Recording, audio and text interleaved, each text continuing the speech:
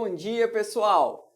Mais uma abertura de mercado e como vocês já podem ver com a presença ilustre do professor Júlio Pascoal.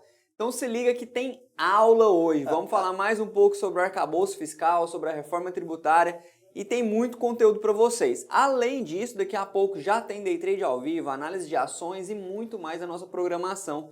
Então aqui vai ser só o começo. Bom dia, Ronan. Bom dia a todos que nos veem, né? E realmente tem aí bons assuntos para a gente falar hoje de manhã. Muita coisa acontecendo, né, professor? O Haddad está com a agenda cheia, conversando com todo mundo o tempo todo. Ontem teve no BBI, né, no Bradesco BBI, dando palestra, falando mais sobre o arcabouço fiscal. E a gente teve mais algumas informações, né? Mas, para além disso, o senhor estava falando comigo agora que amanhã sai uma matéria sobre um contraponto do arcabouço que o senhor está desenvolvendo, né? Porque todo mundo se apega na questão da receita, né? Os economistas aí do país, eles estão batendo muito que para que haja o cumprimento na íntegra do arcabouço fiscal, é preciso que tenha uma receita extra superior aí a 120 bilhões. E nós temos que entender o seguinte, que essa receita que vai ser buscada, ela não é em cima de quem já está sendo tributado. Pelo contrário, é de quem às vezes tem um incentivo em duplicidade ou que não tem, não vem pagando. Então, caso específico do e-commerce nas relações internacionais, né? Então, tem aí uma situação de isenção. As apostas também não têm esse tipo de tributação. E há empresas que têm o benefício fiscal no ICMS e cruza com o benefício fiscal no imposto federal, principalmente onde eles atuam no custeio, não no investimento. Então, isso, de certa forma, cria uma lacuna de arrecadação para o governo. Então, o arcabouço ele tá buscando isso, né? Só que isso não acontece da noite para o dia, quer dizer, tem ações judiciais e vão demorar um pouco para poder assentar. E o que eu vejo de positivo no arcabouço fiscal? Ele não está apenas assentado no campo da receita. Pela primeira vez, o governo brasileiro ataca a despesa. Porque quando você não tem como arrecadar mais, porque como a nossa carga tributária é de 35% do PIB, e a gente tem um ponto na arrecadação, se você tributa muito, quanto mais você tributa, menos você arrecada. No caso do arcabouço fiscal, o ministro está pretendendo o quê? A elisão fiscal, que é você buscar aonde você tem brecha para buscar, certo? Aí quando eu vou para o campo da despesa, então a lei 4.320/64, que é a lei orçamentária, ela diz o seguinte, que a receita ela é estimada em cima da inflação anterior, e você fixa a despesa em igual valor. Isso vem sendo desde que a lei foi criada. O arcabouço abre uma brecha positiva para dizer o seguinte, mesmo que você possa fixar a despesa em 100%, como a receita, você vai fixar no primeiro ano 70%. Então isso já abre um ganho fiscal, não um ganho tributário, um ganho das ações do governo, que se baseiam na alocação de recursos para promover os bens públicos, na própria distribuição de renda via tributos e na política de manutenção da estabilidade monetária, certo? Então abre uma ação aí por volta de 30%. Aí vem a questão importante também que eu vejo. Se no primeiro ano o governo derrapar e gastar mais do que 70%, ele é penalizado para o ano seguinte, que ele só vai poder gastar 50%. E se ele reincidir no erro, ele só vai poder gastar 30% no terceiro, entendeu? Então isso demonstra para o Banco Central, para o mercado, que o governo ele está implantando uma nova regra com responsabilidade fiscal. Porque os juros na economia eles vão poder abaixar, não porque o presidente quer ou porque o ministro quer, é porque você tem que criar uma situação comprovadamente que vai fazer com que você alcance o equilíbrio fiscal. Que demonstre segurança, porque hoje quem está financiando o Estado, gasto do Estado? Os títulos públicos que se colocam no mercado para poder serem remunerados pela Selic, e é por essa razão, né, que ela está em 13,75%, porque quem empresta para o governo tem medo de não receber. Então, se você emprestar 2 no momento que você tem um desequilíbrio fiscal muito forte, né? Se o governo faz a parte dele, o que me garante de receber? Então, quanto maior a responsabilidade fiscal, maior vai ser a certeza por parte do Banco Central que o governo faz a parte dele e ele pode ir, então, reduzindo os juros nas próximas reuniões do Copom. É lógico que numa economia globalizada, Rodan, você não olha apenas a relação do mercado interno, você tem que olhar o contexto externo. O contexto externo, nós vimos o quê?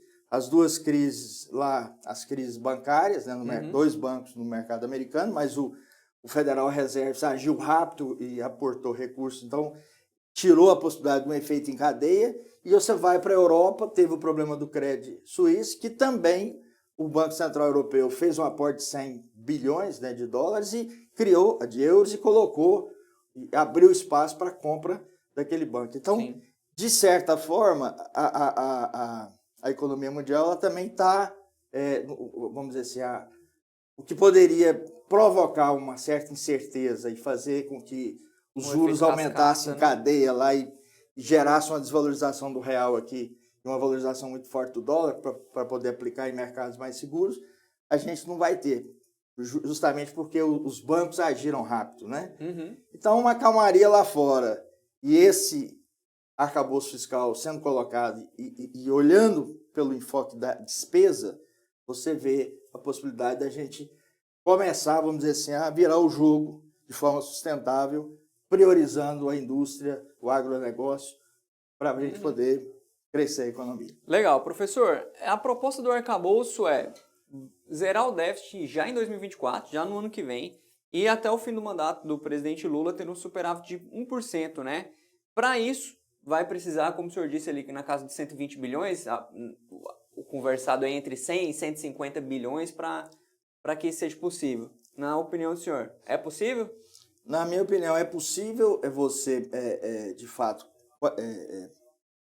reduzir o déficit de uma forma sustentável, em função do quê? Dessa preocupação que o próprio arcabouço traz, de você ter dois indicativos, não só a receita como a despesa, mas você ter a despesa no curto prazo e o aumento da receita extra no médio prazo, certo? Então, essa combinação de queda da despesa com possibilidade de aumento extra na receita, você pode, sim, derrubar o déficit. Derrubando o déficit, abre espaço para a economia girar, que aí os juros reduzem e as empresas vão poder investir mais, contratar mais, melhorar a capacidade instalada e a economia volta, de fato, a crescer. Bacana. E o que muda para a gente, professor Júlio, de diferença ali para esse modelo de limite de despesas, né, e até uma penalização para o governo caso não cumpra as metas de ter menos, cair para 50% e depois para 30% no terceiro ano, para o que a gente tinha com o teto de gastos? O teto de gastos, porque em economia você tem um ponto que é importante, chama planejamento. E o planejamento ele não pode ser engessado, né? Então, o teto de gastos foi criado pelo Temer, já se passaram alguns anos, muita coisa mudou lá fora e aqui, né? Então, para que o teto ele possa funcionar, você tem que ajustá-lo ao longo dos anos, dentro das especificidades e das novas características que acontecem no mercado e na própria obrigação do Estado perante a sociedade, né? Que é sempre a de prestar serviços sem fins lucrativos, mas de prestar um bom serviço na educação, na saúde, na segurança, na infraestrutura, porque tudo isso movimenta a economia. Então, não houve o ajuste. Mas não podia fazer. Não podia por quê? Porque o governo não corta onde tem que cortar. Ele tem que atacar, de fato. Como que ele vai atacar essa despesa? É nos poderes, executivo, legislativo e judiciário. Como o governo é de coalizão, e ele teve que abrir oportunidade para vários partidos, quer dizer, cresceu muito o número de ministérios. Quando você cresce o número de ministérios, você não aumenta apenas a despesa do ministro, você tem toda uma estrutura. Então, precisa, urgentemente, otimizar esses recursos, com mais investimento em tecnologia, inclusive, para fazer uma gestão de resultado em que você tenha menos ministérios e mais oportunidades, certo? Então, dá para mexer ali. No legislativo, todo mundo fica bravo por causa do salário do deputado. Mas não é o salário do deputado que pega para valer a despesa do legislativo. São as despesas indenizatórias, que inclusive abriu uma exceção agora para deputados, ministros, desembargadores e tal, para ficar fora do teto de gastos, passando esse aumento que eles têm dentro da despesa indenizatória. Então, cada deputado custa, teoricamente, o salário R$40 mil, 40, 50 mil reais. Mas qual que é a despesa indenizatória de cada deputado? 400 a 500 mil. Quando você multiplica isso por 513, o que não dá? Então, se não dá para cortar 100% da despesa indenizatória, corta 50%. E aí você vai para o judiciário. Nós temos um advogado ali, você vai para o judiciário. O judiciário, você pega o STF, vamos pegar o STF como exemplo. Cada ministro tem 80 assessores.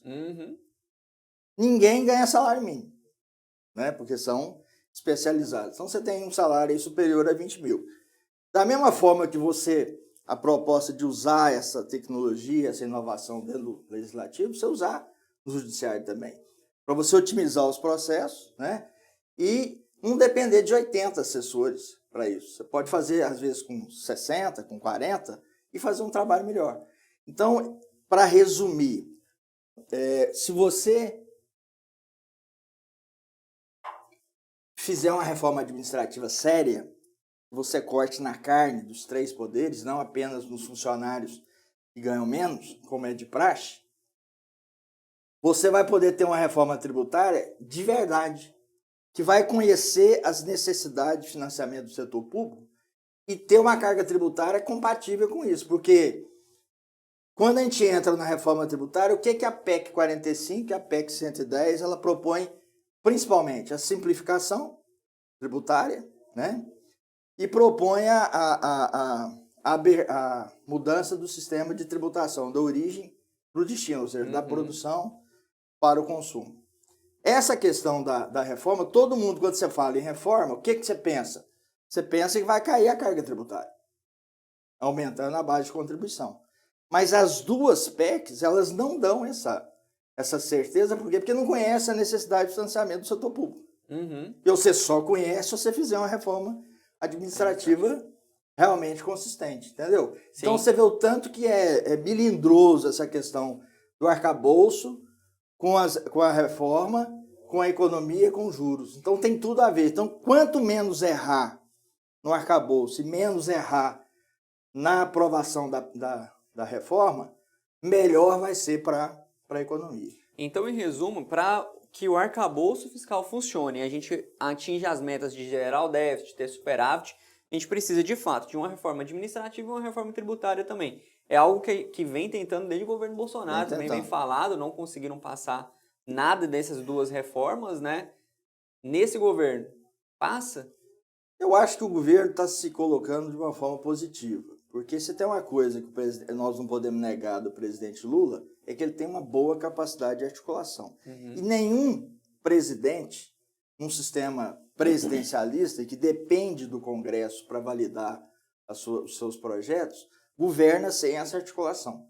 Então a gente vê que tem, inclusive o próprio Haddad, ele melhorou bem essa relação junto à Câmara e o Senado, né? Como que ele vai defender um arcabouço ou defender os projetos de reforma sem que ele tenha essa interlocução? Então a gente vê que melhorou bem essa relação em nível de Congresso Nacional com o Executivo. Então eu vejo esse lado positivo, né?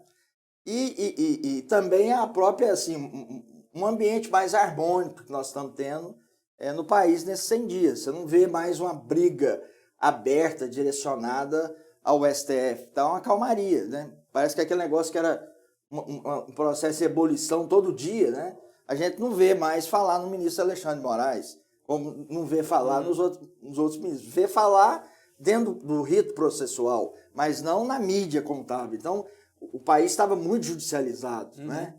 E eu costumo dizer o seguinte, não sou advogado, sou economista, mas gosto de estar, né?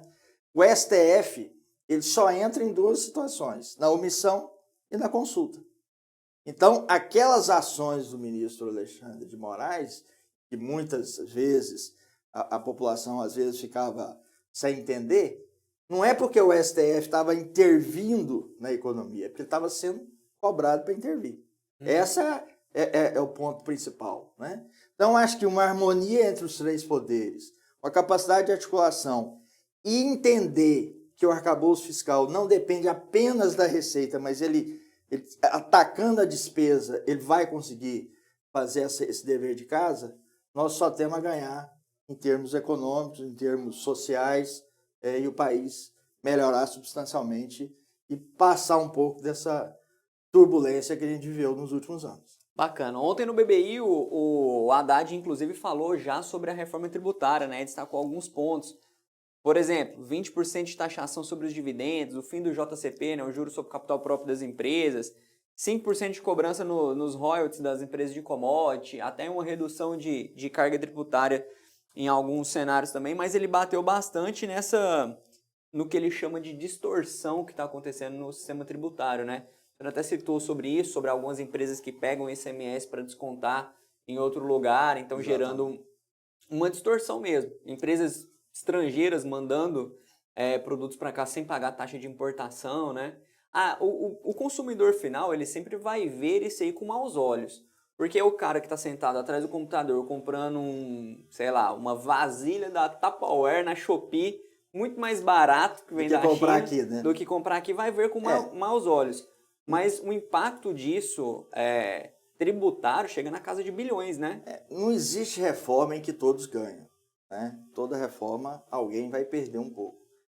Como o movimento empresarial ele é maior, né? Ele tem um peso substancial em valores, quer dizer, mesmo que o consumidor perca nessa relação única de um produto ou outro, o Estado ganha com aquilo que não, quando você fala em brecha tributária, não é você fazer nada ilegal. A lei está aí, quem sabe interpretá-la, né? E inclusive as vírgulas, às vezes até, tira ganhos disso. Agora, quem pode fazer isso? Grandes empresas que podem contratar uma banca de advogados, né?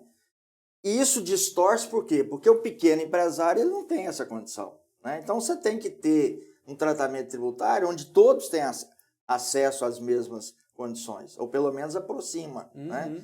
Então, deixar claro isso aí, que as empresas que usam desse artifício de buscar na brecha um ganho, um pagamento menor, elas não estão erradas, porque elas se baseiam numa regra, na lei. A lei, até que ela seja revogada, ela está valendo. Então, você não pode culpar o empresário porque ele usa de um tributarista para poder ter um benefício menor, ter um benefício maior, até porque essa carga tributária de 35% do PIB, ou seja, quando eu pego impostos indiretos, que seria o ICMS, IPI, o próprio IVA, e impostos diretos que incidem sobre a renda e sobre a propriedade, divido ele pelo PIB, eu vou achar essa carga. Ela é excessivamente alta.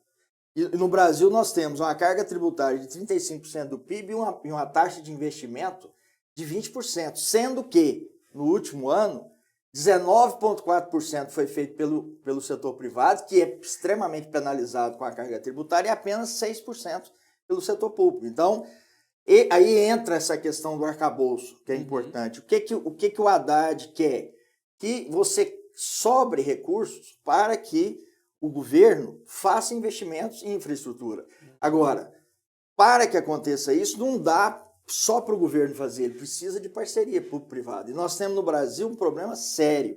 Volto aí na doutora Andressa, né? O marco regulatório do governo brasileiro é fraco. Porque você, para fazer investimento de concessão ou de terceirização, você tem que usar o período que a lei te garante, 35 anos com possibilidade de renovar. Se você tem uma política de governo e não tem uma política de Estado, qual consórcio de empresas ou qual empresa vai investir em energia, em infraestrutura, em logística pesada, em uma parceria com o Estado, sendo que ele não tem a segurança jurídica que ele terá os 35 anos para poder repor o capital.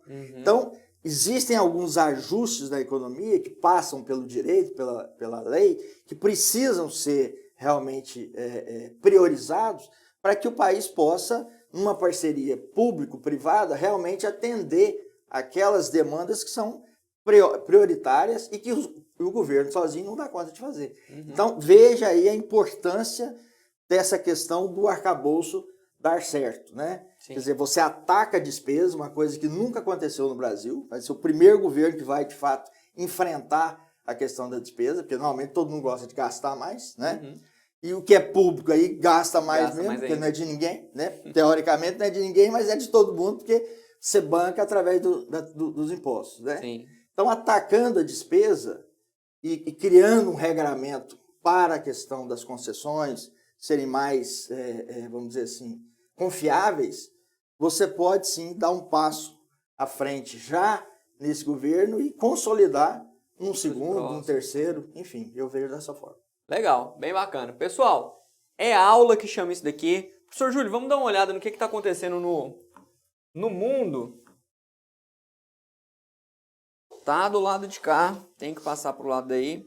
Mercado futuro já abriu, né?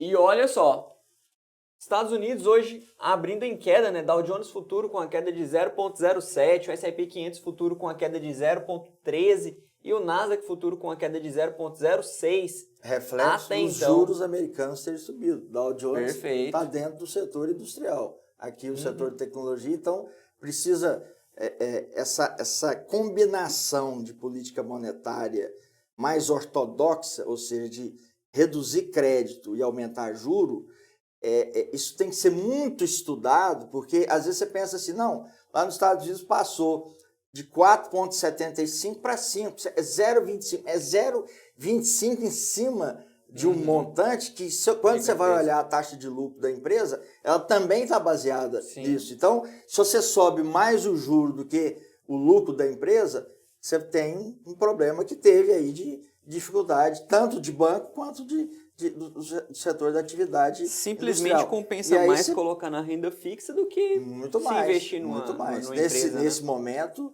ela parte de 1%, né, mais a variação do CDI, né? Então, eu acho que isso traz...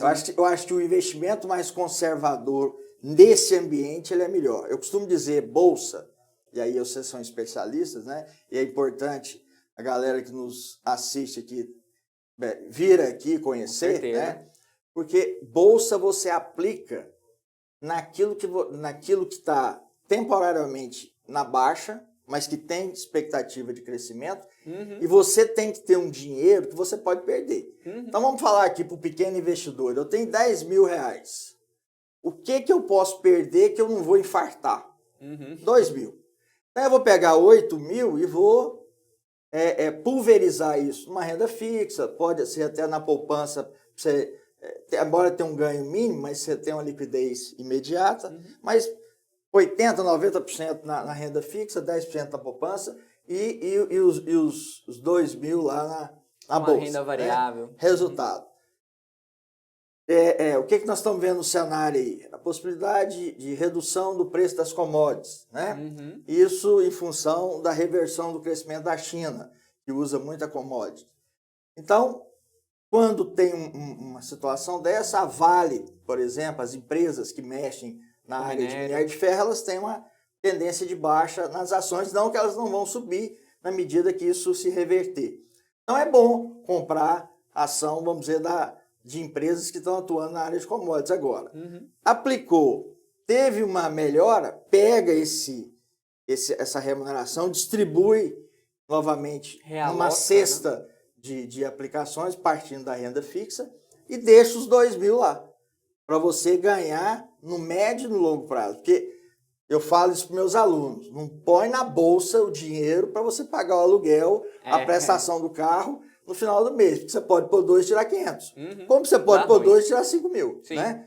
Então, bolsa é médio e longo prazo, comprar na baixa, vender na alta, não ficar achando que a alta vai ser grande demais também, porque senão aumenta e o cara não quero mais e acaba depois perdendo tudo. E pulverizar. Né? Exatamente. E olhando esse mercado, quer dizer, quando as commodities estão bem, então são empresas ligadas ao setor de commodities que é interessante você aplicar. Quando não estão, você tem tecnologia, você tem outras áreas, né?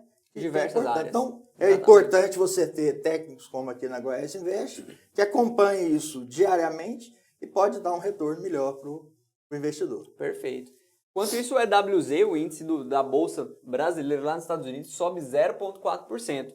E aí, falando em commodities, ontem o petróleo subiu, ontem ou segunda-feira. Subiu de 12% a 13%, subiu passou para 86%, bastante, né? Agora, hoje, o WTI cai 0,28% e o Brent, que é basicamente o que mais serve para a Petrobras, né, cai 0,21%. Caindo um pouco depois de uma alta normal também, né? Mas é volátil isso, né? É volátil. E o que é interessante aqui dessa questão do petróleo? O IPCA, embora ele esteja ainda fora da meta, que é o índice oficial, ele tem um peso forte do setor de transporte, em torno de 60% no cálculo desse índice.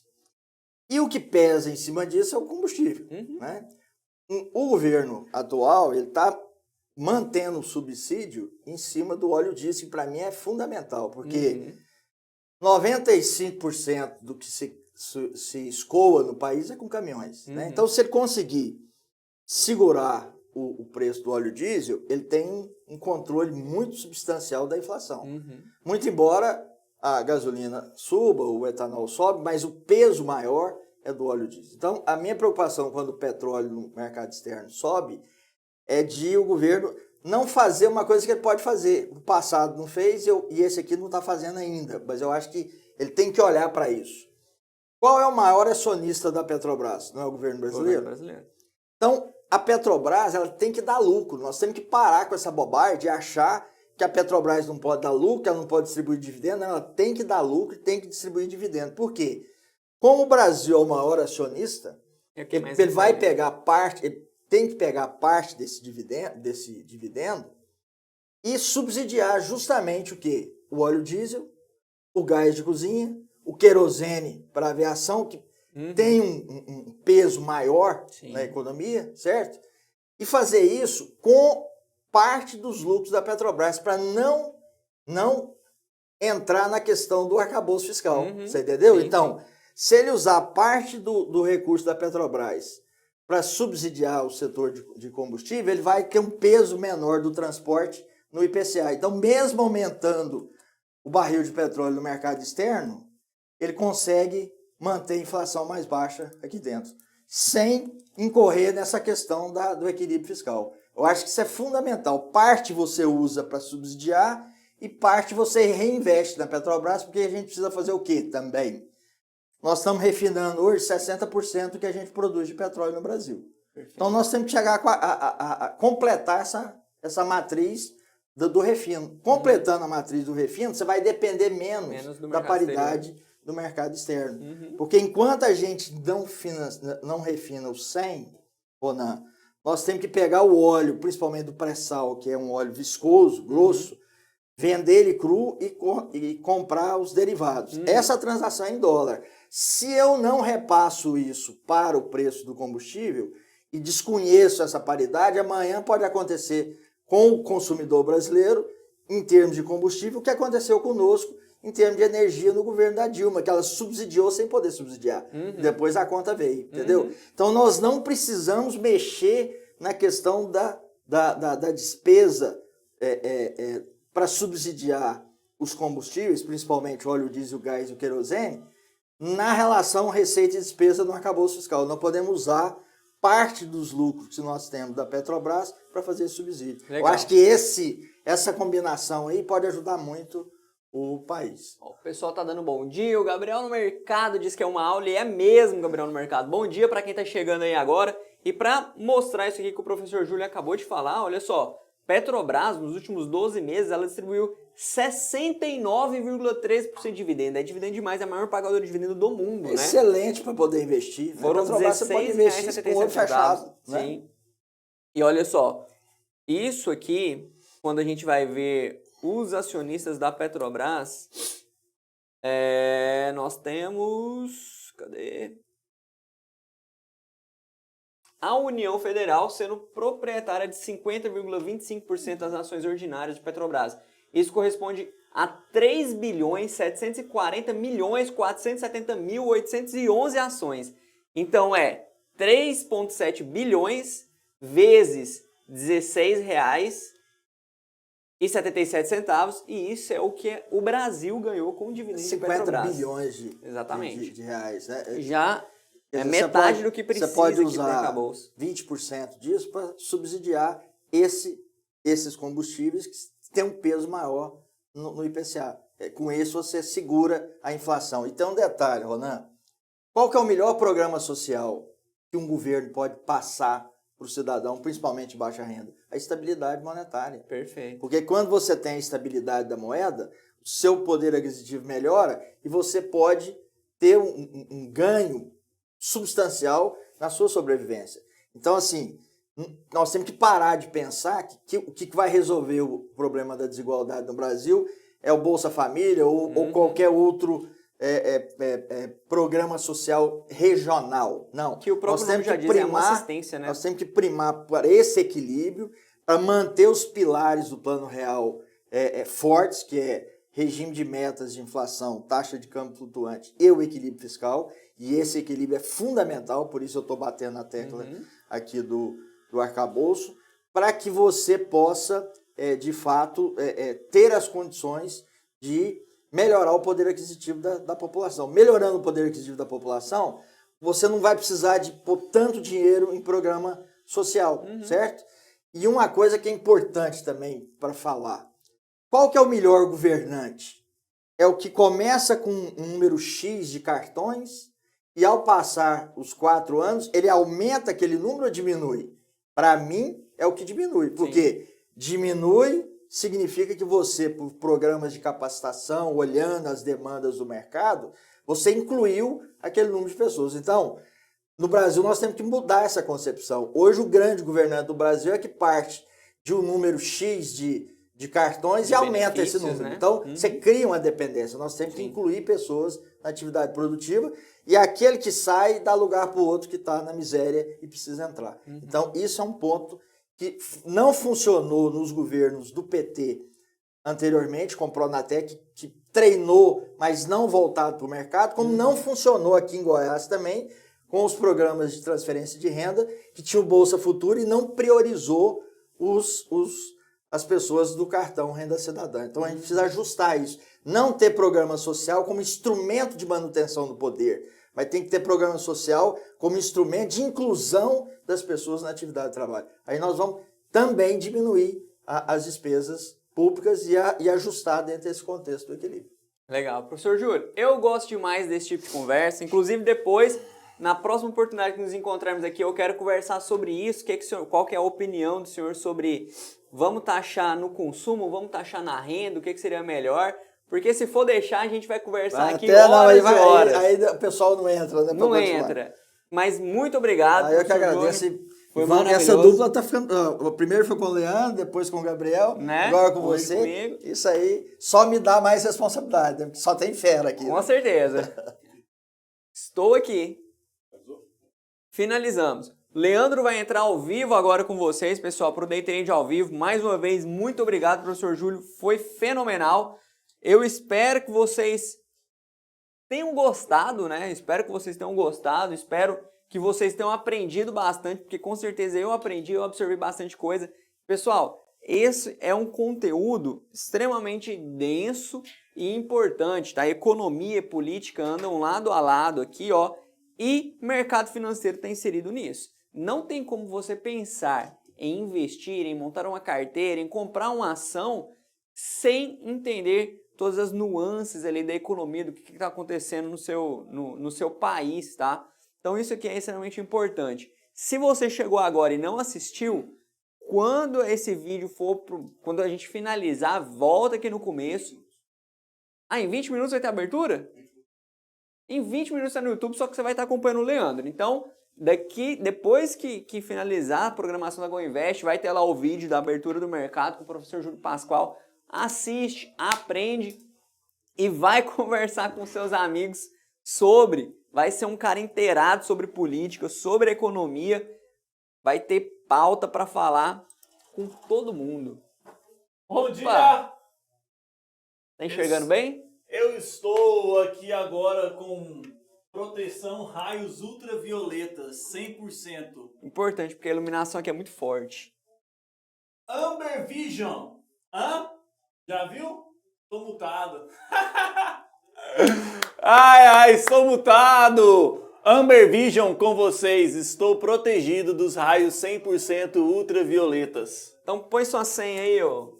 Ah, nem tem senha. Não precisa, Ronan.